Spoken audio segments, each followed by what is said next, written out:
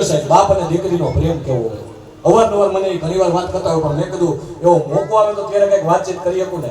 કેમ કે માનું મૃત્યુ થયું તો માની વાતો કરતા હોય, બાપનું છે કે સાહેબ એને બાપ અને દીકરીનો પ્રેમ કેવો એની 5 મિનિટની વાત.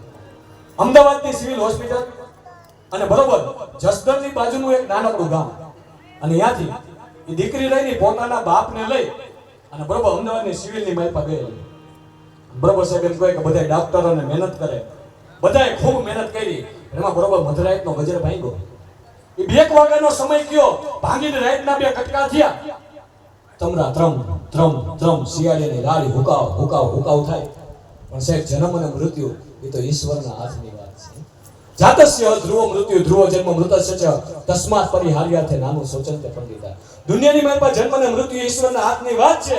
અને દીકરી બરોબર સાહેબ એમ કહે કે બધા ડોક્ટરોને વિનંતી કરે, પણ એમાં કુદરતને કરવું અને બાપનું પ્રાણ પંખેરું ઉડી ગયું સાહેબ. અને દીકરી દળ દળ દળ આંગળે હોવા માંડી. અમદાવાદની સિવિલ હોસ્પિટલની માલપા પારકું પાદર છે, કરગરે છે, વિનવે છે, પણ સાહેબ કોઈ ધ્યાન નથી દેતું. એ પોતાના ખોળાની માલપા સાહેબ એમ કહે કે દીકરીએ બાપનો મૃતદેહ રહ્યો નહીં રાખ્યો છે. નાઈકમાંથી દળ આહુડાની દારૂ થાય અને વાત કરે છે કે પારકું પાદર છે, મારા બાપનો દેહ વિલય થયો, એનું પ્રાણ પંખેર ઉડી ગયું. કોક તો મને મારા ગામ મૂકી જાવ, કોક તો મને મારા ગામ મૂકી જાવ. પણ સાહેબ આ તો અત્યારનો યુગ છે. ઘણાને એમ થાય એક તો એકલી દીકરી છે અને આયરે મૃતદેહ છે, કેમ આનો એની ઉપર ભરોસો કેમ કરવો. પણ છતાંય પછી એક સાહેબ એક ડ્રાઈવર ગયો, એ પોતે અમદાવાદની સિવિલની હોસ્પિટલની માલપા એક વ્યક્તિને મૂકવા આવેલો અને બરોબર આમ પાછો જતો હતો ને, એમાં ઘણીવાર વાત કરતા હોય કે ઉજળા ઉજળા વસ્ત્રોમાં અમે શેતાન છુપાયેલ જોયા છે, ગંદી સડતી ગલીઓમાં ખાનદાન છુપાયેલ જોયા છે, ત્યાગ શરાફત નેકીથી મૂંગા મોઢે સેવા કરતા નિર્ધનતાની ભઠ્ઠીમાં ઇન્સાન છુપાયેલ જોયા છે. કે જ્યારે આવી વેળા પડે, લુગડું હગું ન થાય, તેથી સાહેબ આપણો મિત્ર સગો સંબંધી કોઈને સાહેબ આપણે ઓળખતા ન હોય, એ આવી અને તમારું ટાણું ઉકેલી જાય ને તો ઈશ્વર રૂબરૂ ન આવે સાહેબ. માની લેજો તમારી પ્રાર્થના રહીને ઈશ્વરે સ્વીકારી લીધી છે બધા મને. અને એ બાપ રહ્યો ને એ પોતે સાહેબ એમ કહે કે ભાઈ રહ્યો, એ દીકરીને જોઈ એમ કહે બેટા શું થયું બોલ. થોડો ગડગડો થઈ ગયો. ત્યાં દીકરી વાત કરી, કાંઈક તમે ઊભા છો, સજ્જન લાગો છો, એટલા માટે વાત કરું છું કે જસદણની બાજુમાં નાનકડું પંખીના માળા જેવું મારું ગામ છે, ત્યાંથી મારા બાપને લઈ અને અમદાવાદ સિવિલ હોસ્પિટલની મેલપા ઈલાજ કરવા માટે આવી હતી. પણ ઈશ્વરને ગમ્યું એ ખેરું. મારા બાપની હું દીકરી અને દીકરીનો બાપ અમે 2 માણસ હતા, 2 જ બાપને દીકરી હતી, એમાં એનું પ્રાણ પંખેરું ઉડી ગયું છે. હવે મારા બાપના દેહના અંતિમ સંસ્કાર કરવા છે, પણ કોઈ અહીંથી લઈ જાય એવું મારી માથે કોઈ વિશ્વાસ નથી મૂકતો. એટલે હું તમને વિનંતી કરું છું, તમારા પગ પકડું છું, એક આજે મારી વાત છે ને તમે રાખશો. સાહેબ કરુણા રૂપે ઈશ્વર રહ્યો ને એને એમ કહે કે મનની મેલપા પ્રગટી ગયો. દીકરીને કીધું કે હાલ બેટા આજ હું તને તારા ગામની મેલપા મૂકી દઉં છું. 4-5 માણસોને બોલાવ્યા, બરોબર દીકરીને પાછળ બેહાડી અને મૃતદેહ રહ્યો ને એને સાહેબ બરોબર એમાં હુવડાવી અને રાતનું 1 કે 1.5 વાગ્યાનું ટાણું થયું હોય છે. અને ધીમે સાહેબ ગાડી રહી એ અમદાવાદ સિવિલથી રહી અને જસદણના બાજુના નાનકડા ગામ લગી જાય. પણ સાહેબ પંડીની બીક લાગે. એમાં અડધો પંથ કપાણો ને અને જે ડ્રાઈવરે જે દ્રશ્ય જોયું સાહેબ સત્ય હકીકત છે. એ કે અમુક વાર મેં જે દ્રશ્ય જોયું ને મારી એમ કહે પગ નીચેથી ધરતી રહી ની હરકી ગઈ. કામ તો કે એ દીકરી પોતાના બાપનો મૃતદેહ હતો ને પોતાના ખોળાની માલપા હુવરાયો હતો અને માથે હાથ ફેરવતી હતી ને ત્યારે મને એમ લાગતું હતું કે આ બાપની આ દીકરી નથી, પણ એ રહ્યો દીકરો છે ને આ એની માં છે. બને નક્કી કરી લેજો કે આપણા ઘરની માલપા 2 પાત્રો એવા છે, એક માં અને એક દીકરી. કે સાહેબ પુરુષનો પગ રહ્યો ઘરની માલપા પડે ને ત્યાં મુખની રેખા ઉપરથી કહી દે કે બાપ તારા આજે દુઃખ છે, બેટા તારા દુઃખ છે. એટલા માટે વાત કરતા હોય કે ઘરની માલપા દીકરી હોય ને 20 વર્ષ પછી બાપની દીકરી ને પણ સાહેબ બાપની માં બની જતી હોય છે. આ પાત્રો આ લાગણીના સંબંધ છે. અને એ ડ્રાઈવર કે મેં જોયું મને એમ લાગ્યું કે આ નક્કી એમ કહેવાય ને કે એની માં બની જતી સાહેબ. માથે હાથ ફરે એટલી વાત કરતા મારાથી પૂછાઈ ગયું બેટા કોઈ નથી? તો કે ના, આ દુનિયાની માલપા મારું કોઈ નથી. બાપની હું દીકરી અને મારો બાપ અમે 2 જ વ્યક્તિઓ છે. પણ હવે જાજવી કે હું બોલીશ ને જો ભાંગીને ભૂકો થઈ જાય ને તો એને હાચવવી કેમ? માથે આવડું આભ પડ્યું છે. અને કે મેં જાજી કઈ વાત ન કરતા મારા ગમને મારા દિલની બાઈ પર રાખી દીધા, આંખના આવડા ફૂંકાઈ ગયા. બરોબર એ જસદણની બાજુમાં નાનકડું ગામ આવ્યું, હજી મળાકું નથી થયું. માણાને માણા ભાડે ને એવું મળાકું નથી થયું. અને ત્યાં જ દીકરીએ કીધું કે હામી ખડકી રહી ને, જે હામી ખડકી રહી ની મારી છે, તમે અહીંયા રહ્યો, હું 5 જ મિનિટમાં બાજુમાં ચાવી લઈને આવું છું. જોઈજો હવે સાહેબ કરુણતા કેવી છે. એ બરાબર એ દીકરી રહી એ મૃતદેહ રહ્યો એ ગાડીમાં હુવડાવી અને ડ્રાઈવરને મૂકી અને દીકરી ગઈ. પણ આ વાતને 5 મિનિટ 10 મિનિટ 15 મિનિટ 20 મિનિટ કરતા કલાક 2 કલાક થઈ હવાના સાહેબ એમ કહે કે 6:30 થી 7 થયા, માણાને માણા ભાળે એવું સાહેબ એમ કહે દી જેવું અંદર દી જેવું અંજવાળું થઈ ગયું, પણ દીકરી હજી આવી નહીં. અને સાહેબ એમ કહે કે ડ્રાઈવરને મનની મારી પાસે ધ્રાસકો પડે, ઓહો કહેવાય ને કે દાન કરતા ડાકા, દયા કરતા ડાકાનું ઠીક શું થયું, ધર્મ કરતા ધાડ પડી શું થયું. બરાબર નીચે ઉતરી અને 4-5 મવડીઓ હતા એને બોલાવ્યા કે અહીં આવો ને જરાક એનો અવાજ એવો રજાઈનો માણા. એટલે 4 માણસો આવ્યા કે બોલો ને શું વાત છે.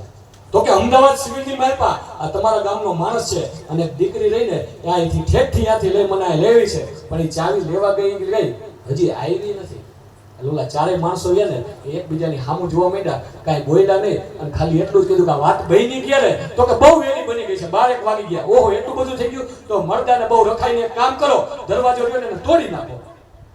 અને 4-5 માણસ છે સાહેબ ઓલા ડ્રાઈવરની મનની માં પ્રશ્ન એમ નામ છે, પણ હવે જે વસ્તુ બની કે મરદાને બહુ રખાઈ નહીં એમ કહે કે પાટું મારી દરવાજો તોડી નાખ્યો. 4 થી 5 માણસોએ સાહેબ એમ કહેવાય કે મૃતદેહ રહ્યો એને દખણાદો હુરાવ્યો અને માણાને ભાડે એવું મરકો અને ડ્રાઈવર જે સામે એક ફોટો જોયો, એ ફોટાની મારી પાસે સુખડનો હાર હતો, સત્ય હકીકત છે. અને ઓલા 4 ભાઈઓને પૂછ્યું કે આ શું હે આ દીકરી લઈ માટે અમદાવાદની સિવિલમાંથી લેવી, આ એના જેવી જ દીકરી દેખાય છે, આ શું એની જોડવા બેન છે. અને તેથી ઓલા 4 ભાઈઓ એટલું કીધું કે તમે કહેતા હતા ને એક દીકરી લઈ અહીંયા લગી લેવી, દીકરી લઈ અહીંયા લગાવી, પણ આ બાપની એક જ દીકરી હતી અને એનું તો હરાધે થઈ ગયું છે. સાહેબ ભૈરા પછી પણ પારકા પાદરની માલપા બાપનો દેહ રજડે નહીં ને એટલે ભૂત બનીને સાહેબ એમ કહે બાપના દેહને પોતાના ગામ પહોંચાડે ને આને બાપ અને દીકરીનો પ્રેમ કહેવાય.